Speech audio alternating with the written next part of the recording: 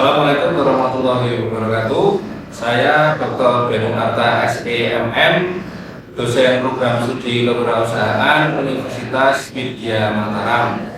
Saya akan menyampaikan rencana pembelajaran studi mata kuliah Fintech. Mata kuliah Fintech ini adalah mata kuliah 3 SKS yang ditempuh oleh mahasiswa program studi kewirausahaan. Capaian pembelajaran mata kuliah Fintech ini yang pertama adalah bertakwa kepada Tuhan Yang Maha Esa dan mampu menunjukkan sikap religius. Capaian pembelajaran yang kedua adalah menghargai keanekaragaman budaya, pandangan agama, dan kepercayaan, serta pendapat atau temuan peristiwa. Capaian pembelajaran yang ketiga adalah mampu menganalisis tentang Fintech. Capaian pembelajaran yang keempat adalah menguasai konsep dan teori dasar sehingga mampu mengidentifikasi, memahami, menjelaskan, mengevaluasi, dan menganalisis secara kritis. Setelah capaian pembelajaran, maka ada capaian pembelajaran mata kuliah. Capaian pembelajaran mata kuliah yang pertama adalah mahasiswa mampu menjelaskan tentang Fintech. CPMK yang kedua adalah mahasiswa mampu menjelaskan tentang aturan dan jenis-jenis Fintech. CPMK ketiga adalah mahasiswa mampu teliti dalam Fintech yang tepat. CPMK keempat, mahasiswa melakukan penjelasan tentang Fintech. CPMK kelima, mahasiswa mampu membuat analisis tentang Fintech. Kemudian CPMK keenam adalah mahasiswa mampu menyusun tulisan tentang Fintech. Setelah CPMK diturunkan menjadi sub CPMK. Sub CPMK pertama adalah mampu menjelaskan tentang pengertian Fintech. Sub CPMK kedua adalah mahasiswa mampu menjelaskan jenis-jenis Fintech. Sub CPMK ketiga, mahasiswa mampu memilih Fintech yang tepat. Sub CPMK keempat, mahasiswa mampu melakukan penyajian presentasi tentang Fintech. Sub CPMK kelima, mahasiswa mampu menjabarkan tentang macam-macam Fintech. Sub CPMK keenam, mahasiswa mampu menguraikan dan menjelaskan secara benar tentang Fintech.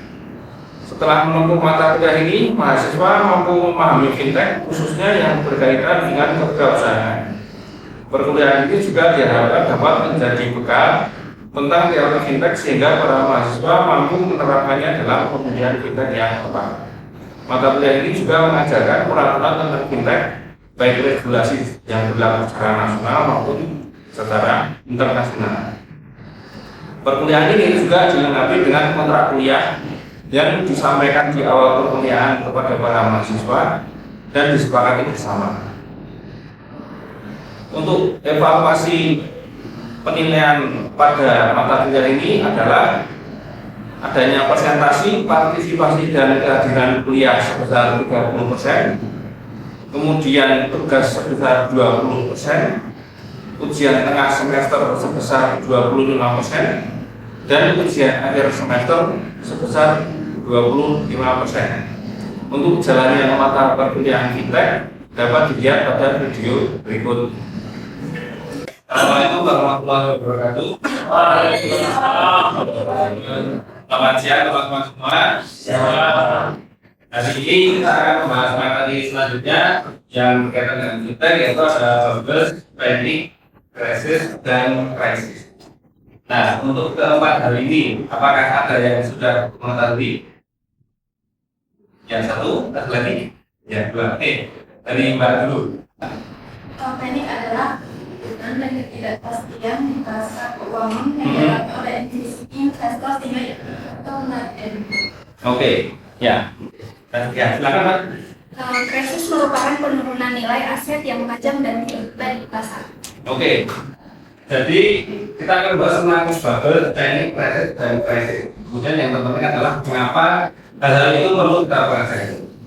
Kemudian pertanyaan selanjutnya kaitannya dengan kelemahan data di apakah proliferasi Fintech itu bisa menyebabkan kegagalan digital ini. Dan pertanyaan selanjutnya adalah apakah Fintech itu bisa membantu mencegah kegagalan sistem ini. Yang pertama adanya insiden bubble, panic, crisis, dan crisis. Jadi bubble itu bisa dicirikan sebagai eskalasi harga aset yang cepat dan melebihi penilaian yang dirasakan. Jadi harga itu naik dengan cepat tanpa kewajaran. Naiknya itu sangat cepat, kemudian cenderung sangat tinggi, dan itu cenderung tidak wajar. Jadi Babel itu telah diamati di banyak pasar, dan yang paling serius itu menjadi perhatian di aset-aset besar seperti ekuitas, obligasi, dan juga rumah. Nah, beberapa pakar mendefinisikan pasar efisien. Salah satu yang baru bisa dilihat itu mendefinisikan pasar efisien sebagai pasar yang harganya berada dalam sebuah faktor dari nilai. Jadi ketika nilainya misalnya 100 juta dolar, maka pasar yang efisien itu akan menilai perusahaan itu dalam kisaran 50 juta hingga 200 juta. Kisarannya adalah setengah dari aset wajar atau hampir 2 kali dari aset wajar. Ini adalah definisi itu yang menentukan kisaran yang masuk akal dinilai tepat. Tapi juga menimbulkan pertanyaan, bagaimana kita menilai nilai itu sendiri. Kemudian Shiller menyampaikan tentang fintech dan risiko bubble. Penerimaan Nobel tahun 2013 yaitu Robert Shiller itu menyampaikan bahwa inovasi keuangan baru dapat membantu dalam dunia keuangan yang tidak sempurna. Jadi masuk akal untuk menerima risiko bubble. Kemudian inovasi-inovasi yang seperti itu dapat dan pasti akan menyebabkan beberapa bubbles yang tidak terkendali dan menyalahgunakan oleh investor yang tidak tahu tentang dari. Di sisi lain, jika digunakan dan diatur dengan benar, maka mereka dapat menciptakan cara baru untuk membagikan keuntungan dan mengusahakan perhatian pada investasi joint value. Crowdfunding mungkin lebih efektif dalam mendanai ide yang sulit dibuktikan dan hasilnya itu tidak langsung atau memiliki tujuan sosial, memiliki tujuan perluasan lingkungan atau inspirasional. Di luar keuntungan yang semata atau hanya sebagian kecil dari populasi yang memiliki kemampuan untuk memahaminya. Beberapa peristiwa penting. Yang pertama adalah zaman Bung Karno di Belanda tahun 1637. Jadi waktu itu di tahun 1637 sebelum Belanda itu orang-orang sangat menyukai bunga tulip, hobi dengan bunga tulip. Seperti yang terjadi di Indonesia beberapa saat yang lalu untuk tanaman-tanaman jenis tertentu. Itu sebenarnya sudah terjadi lama di Belanda tahun 1637. Kemudian ada juga peristiwa bubble di Laut Selatan di Inggris tahun 1920. Kemudian bubble Mississippi di Perancis tahun 1920. Kemudian berikutnya tahun 1800-an ada kepanikan global di Amerika Serikat. Kemudian ada juga kepanikan global di tahun 1907. Ada juga Great Depression atau depresi tingkat global tahun 1909. Kemudian ada juga krisis minyak global tahun 1973. Ada juga skandal bunga dan kredit di Amerika Serikat tahun 1996. Ada juga crash di Wall Street tahun 87, kemudian ada krisis Meksiko tahun 94, ada keuangan di Asia tahun 97, krisis keuangan di Rusia tahun 98. Kemudian ada bubble teknologi tahun 99 sampai 2000, kemudian ada gagal bayar Argentina tahun 2002. Dan yang kita alami di Indonesia waktu itu ada krisis keuangan global terjadi tahun 2007 sampai 2009. Di sini terasa tahun 2009. Kemudian ada juga dana tangan untuk Yunani tahun 2010 yang sangat besar. Kemudian contoh lain adalah adanya manajemen modal jangka panjang pada waktu itu tahun 98 perusahaan ini mengalami kerugian sebesar 4,8 miliar dan membutuhkan dana talangan. Kemudian ada juga kasus Amaran. Amaran itu satu nama di mana Hedgefund ini kehilangan 5 miliar dolar pada tahun 2006. Itu sangat besar. Kemudian ada juga Fresh tahun 2010 di mana algoritma yang dioperasikan oleh pedagang frekuensi tinggi itu menyebabkan pasar ekuitas Amerika Serikat itu turun 600 poin dalam 5 menit. Jadi turun poinnya itu sangat cepat dalam waktu 5 menit turun 600 poin itu sangat luar biasa untuk pasar keuangan. Kemudian ada juga Golden Bill atau Auswarden di mana perdagangan digital swap itu menyebabkan kantor JP di London itu mengalami kerugian 6,2 miliar dolar tahun 2012. Itu sangat. Yang pertama kulipannya seperti saya sampaikan tadi. Waktu itu di Belanda sangat hobi dengan bunga tulip sehingga harga bunga tulip itu jadi tidak masuk akal naiknya sangat tinggi seperti yang terjadi di Indonesia beberapa tahun. Itu kurang lebih sama fenomena. Kemudian ada Southeast Bubble, nah ini juga membuat dunia sangat shock pada waktu itu, di mana waktu itu perdagangan masih menggunakan jalur laut, banyak pesawat udara. dengan adanya shortage bubble itu membuat dunia tertunda. Kemudian ada Mississippi Company. Nah, waktu itu adanya fenomena ini juga membuat dunia itu tertunda secara ini. Berikutnya adalah kepanikan bank. Pada tahun 1870 sampai 1907 terjadi satu kepanikan yang 1,5 tahun. Jadi waktu itu individu kehilangan tabungan, otomatis jadi hilang kepercayaan terhadap sistem perbankan karena mereka dipastikan kehilangan tabungan di waktu tertentu. Kemudian bank itu melikuidasi pinjaman yang berakhir pada kegagalan bisnis yang meminjam dana ke bank pada itu. Kemudian diberlakukan kredit yang ketat yang akhirnya berdampak pada kinerja ekonomi. Karena dunia usaha itu sangat tergantung pada bank. Ketika kredit itu diperketat, otomatis pinjaman menjadi sedikit. Hanya sedikit yang diaksessi pinjamannya oleh bank. Akhirnya banyak usaha yang tidak berkembang. Kemudian berikutnya kepanikan tahun 1907, di mana DCI itu turun 50% dalam 3 minggu.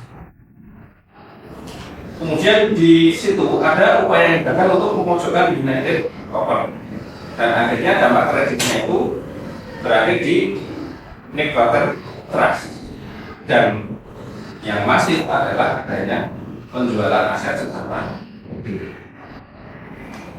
Kemudian waktu itu JP Morgan memimpin penyelamatan yang diinisiasi di Pulau Sekil, Georgia, yang mengarah pada pendirian Federal Reserve System tahun 1913. Jadi saat ini Federal Reserve itu ketika mengeluarkan suatu kebijakan itu pasti berpengaruh ke seluruh dunia. Selanjutnya adalah Great Depression. Ini luar biasa waktu itu. Jadi pasar saham itu naik 2 kali lipat tahun 1928 dan tahun 1929. Bagi pemegang saham waktu itu sangat menguntungkan. Tapi bagi yang akan membeli saham itu sangat kesusahan. Ketika tanggal 24 Oktober 1929 terjadi peristiwa Black Tuesday, di mana DCI itu turun 26% dalam 2 hari. Kemudian ada juga partisipasi terkait dalam hal ini kaitannya dengan depression, ada kegagalan pasar saham karena DCI yang turun tadi. Kemudian ada kegagalan bank, ada keruntuhan moneter internasional, dan waktu itu dikenal sebagai dekade kesulitan atau HDP. Nah, kaitannya dengan Great Depression tadi, karena beberapa hal tadi otomatis pengangguran itu naik. Penganggurannya waktu itu mencapai 25%. Bisa dibayangkan waktu itu dengan pekerjaan yang sekarang itu penganggurannya mencapai 25%. Akibatnya ada 15 juta orang yang kehilangan pekerjaan. Jadi ini setara dengan 40 juta orang yang sedang mencari pekerjaan saat ini. Bisa dibayangkan 40 juta orang yang mencari pekerjaan saat ini tidak berpekerjaan. Kemudian PDB dunia turun 15%. Yang akibatnya harga pertanian itu lemah. Jadi pertanian itu gagal karena produk pertanian itu dihargai. Kemudian kegagalan bank secara masif. Di tahun 1920-an itu ada 5.000 bank yang mengalami kegagalan. Dan terjadi peningkatan di tahun 1930-an itu ada 8.000 bank yang mengalami kegagalan.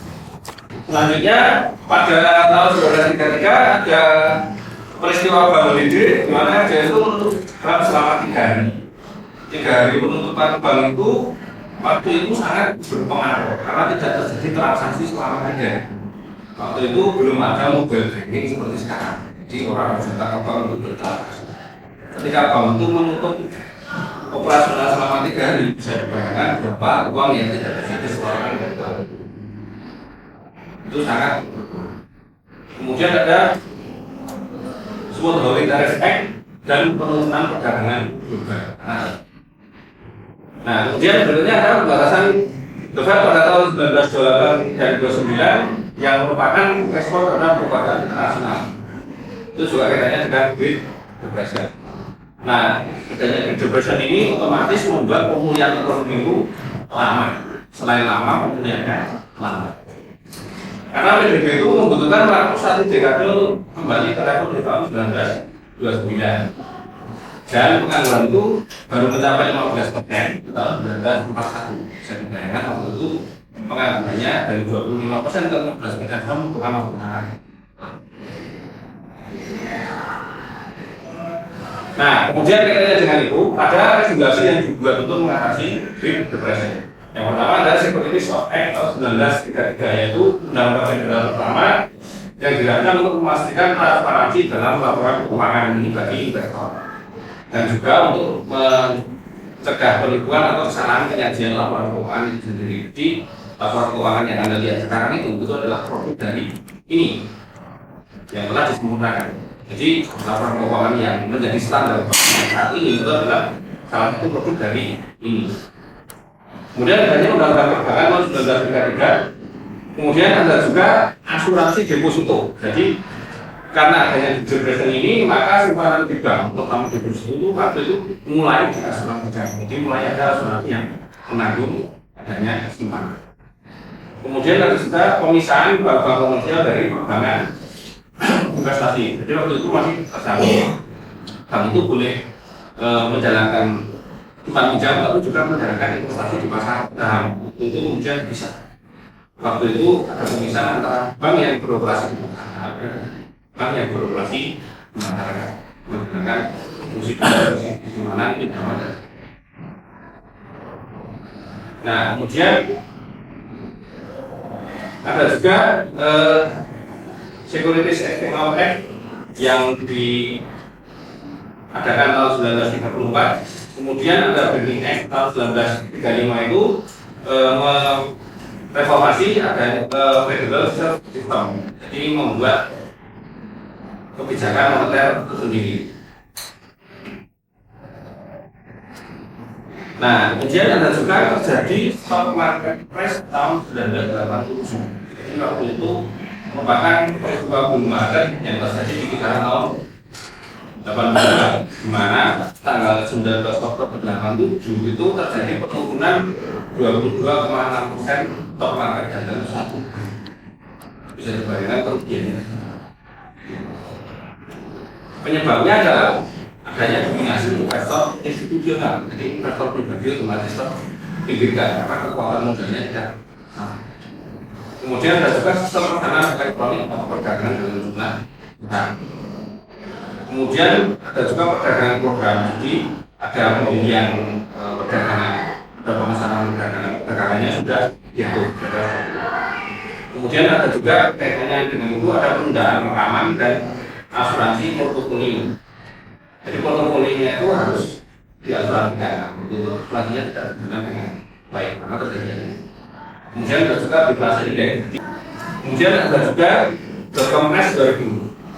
Jadi Nasdaq minggu pada kedua dekade 90-an itu mengalami anomali.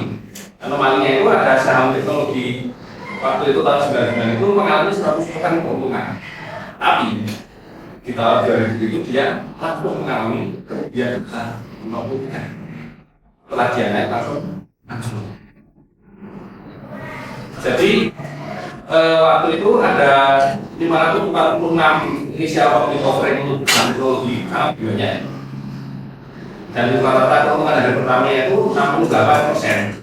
Kemudian ada 117 inisial public offering itu naik lebih dari 2 kali lipat pada hari pertama. Nah waktu itu IPO-nya Linux itu naik 233%. Waktu itu. Nah kemudian terus ada juga perdagangan bubble di bulan Maret tahun 2000 hingga tahun 2002 Nasdaq itu kehilangan 78%. Kemudian juga krisis finansial global. Sebabnya yang pertama adanya ledakan rumah tahun 92 hingga 2006. Jadi waktu itu pemilikan rumah itu sangat dipermudah. Ketika akan memiliki rumah itu syaratnya sangat dilonggarkan. Jadi akhirnya banyak yang membeli rumah. Nah, akhirnya terjadi bubble perumahan. Nah, kemudian juga berikutnya adalah inovasi keuangan dalam derivatif yang menyebabkan masalah keadilan. Ada juga krisis finansial global itu karena banyaknya pelaku ini. disebabkan juga karena kegagalan manajemen risiko dan juga regulasi yang tidak memadai. Kemudian ada juga tentang undang-undang investasi masyarakat waktu itu di Amerika Serikat dan juga bank sentral yang terlalu stimulatif. Kalau banyak itu stimulus. Krisis finansial global itu juga berupa kerugian di pasar saham global. Ada juga peruntukan perumahan berupa penggusuran dan penyitaan karena adanya gagal bayar. Ada juga pengangguran yang berpanjang. Sebabnya juga ada kegagalan bisnis. Dan juga waktu itu ada kekayaan rumah tangga yang hilang sebesar triliunan Amerika Serikat. Nah, kemudian ada juga resesi besar tahun 2008-2012 yang kita mengalami tahun 2000. Dan juga krisis utara. Nah, kemudian masalah agensi.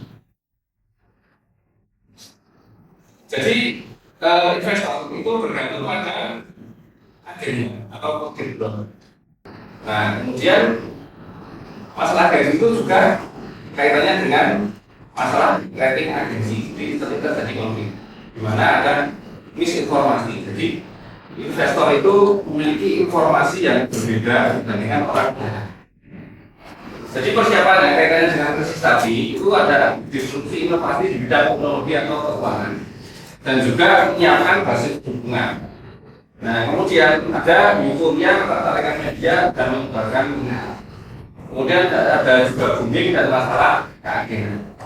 Nah, kemudian ada juga teknologi yang berbeda, tapi juga ada pengambilan keuntungan. Kemudian pendatang yang di awal itu menjual minat. Nah, ketika itu pertanyaannya adalah pembelinya itu pergi kemana? Jadi pembelinya pergi kemana itu bisa diidentifikasi. Adanya crash mendadak tadi menyebabkan pembeli itu pergi, tapi pembelinya kemana itu bisa diidentifikasi. Itu namanya momen Lewinsky. Ada itu. Kemudian kaitannya dengan fintech, isu fintech dan risiko itu waktu itu adanya bubble saham fintech. Kemudian ada juga mata uang kripto dan juga penyawa pasar. Kemudian ada juga peluang yang dimiliki oleh fintech, salah satunya kaitannya dengan artificial intelligence. Dengan artificial intelligence bisa membantu perusahaan fintech itu untuk mengidentifikasi pelanggan, menganalisis pelanggan, kemudian menganalisis pasar juga. Jadi ketika perusahaan fintech itu menggunakan AI, menggunakan artificial intelligence itu bisa sangat membantu. Kemudian ada juga diferensiasi dan distribusi keuangan yang diatur oleh peraturan masing-masing negara. Itu dimulai dari Amerika Serikat sudah dimulai di salah satu keuangan kayaknya. Nah, kemudian pembentukan beban stabilitas keuangan. Tugasnya adalah memantau risiko operasional dari penyedia layanan pihak ketiga. Kemudian memitigasi risiko secara digital atau kemudian memantau keuangan makro. Kemudian ada juga Dewan Stabilitas Keuangan itu bertugas tentang masalah hukum lintas batas dan pengaturan regulasi. Kemudian ada juga tentang kerangka kerja tata kelola dan kemampuan untuk analisis data yang atau big data. Kemudian menilai regulasi dan memperbaikinya secara tepat waktu. Kemudian ada juga pembelajaran bersama dengan berbagai pihak dari sektor swasta. Tugas selanjutnya adalah mengembangkan jalur komunikasi yang terbuka untuk seluruh pihak yang kemudian membangun kapasitas staf di bidang-bidang baru dengan keahlian yang berubah. Dan tugas terakhir mempelajari konfigurasi alternatif mata uang digital yang sekarang banyak digunakan. Gunakan mata uang digital untuk merupakan tugas menjaga stabilitas keuangan. Oke, untuk hari ini cukup itu. Apakah ada yang ditanyakan? Tidak ada. Oke, itu hari ini cukup untuk kuliah hari ini. Terima kasih. Saya akhiri. Assalamualaikum warahmatullahi wabarakatuh.